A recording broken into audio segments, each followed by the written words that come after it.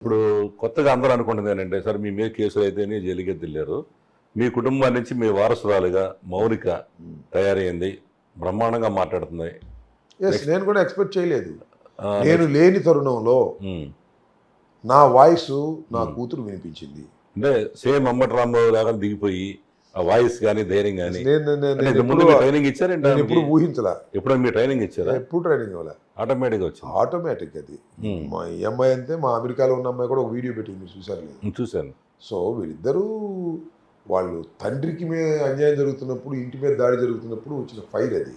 ఉమ్, అందువల్ల అలా వచ్చారు, ఎప్రిషియేషన్ పొందారు. నేను లేని సమయంలో నేను లేని లోటుని మీడియాకి, సమాజానికి వాళ్ళు లేని లోటుని తీర్చారు. ఇప్పుడు మీ రాజకీయ వారసులాగా మౌనిక నన్ను అందరూ అంటున్నారు, మీరు దాన్ని ఏమంటారు? ఇప్పుడు వారసులు కాదు, ఈ సమయం కాదు. నేను చెప్తున్నాను, నేను ఇంకా యంగ్స్టర్ లాగా ఫీల్ అయ్యే మనిషిని.